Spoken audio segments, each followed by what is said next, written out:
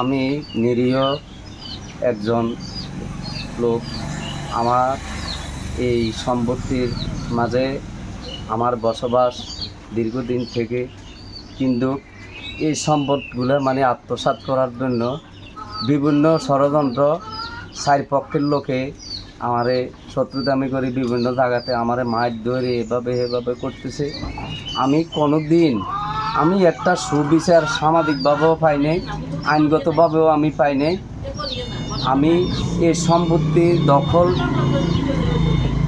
সম্পত্তি আমি দখল রাখার কারণে এই সম্পত্তি আত্মসাৎ করার জন্য আমারে বিভিন্নভাবে মানে হুমকি দুমকি দিতেছে, আমারে কত অত্যাচার করতেছে, এ দেশের মানুষে দেখতেছে।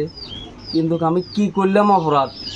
এই হোসেনে আমার তো 1 ডিসেম্বর টাকা কিনবো বলি স্টাম্প লেখি রেজিস্ট্রি করে নাই। আমার 3 লক্ষ টাকার চেক একটা দিছে, দিয়ে আর টাকা দেয় না, রেজিস্ট্রিও করে না করার কারণে দীর্ঘদিন থেকে মানে হে জায়গা দখলের চেষ্টা করে, হে কোনো একটা বিচার বসা না।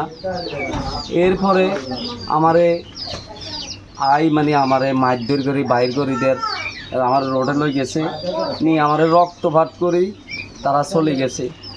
2-3 মাস পরে আবার আমার দোকানে আসি। আমি দোকানের ভিতরে 3 চুলাই বারিন্দা চুলাই আমার এই বড় বড় পাথর মারা শুরু করছি। আমার মালগুলা লুটপাট করে টাকা পয়সা সব লই গেছে। এদেশের একদল মানুষ প্রতিবাদ করবে। আমি দুঃখে কষ্টে আমি চিকিৎসা দেই। এখান থেকে আমি থানাতে যাই, সাথে 2জন পুলিশ আসি, কিছু দেখে নাই। আমার দোকানে রেগুলার ছবি তুলি গেছে, বলছে জিডি দেওয়ার জন্য। আমি দারোগার কাছে আমি জিডিটা করার জন্য গেছি, একটা অভিযোগ লিখছে। আমি অশিক্ষিত, আমি কিছু বুঝি না। 1 সপ্তাহ পর্যন্ত আমার ঘুরাই আরো দারোগার কাছে ট্রান্সফার করছে। দারোগা আমারে আরো কতদিন ঘুরাইছে। এরপরে কয় এইটা বইতো না, জিটি দিতে হইব। আমি আবার জিটি এন্ট্রি করলাম। জিটি আরেক দারোগার কাছে গেছে। দারোগা আজকে আসার কথা 10টা বাজে, পুনরায় তদন্ত করব।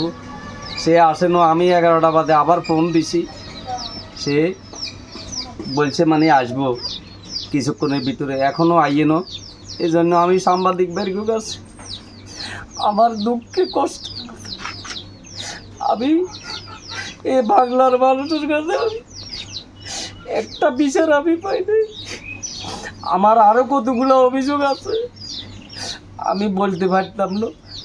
যাক, আমার এই পাত্র আহত করার কারণে, আমার দোকান ভাঙচুর করার কারণে, আত্মসাৎ করার কারণে আমি এই বিচারের আবেদন করতেছি আপনাদের সবার কাছে।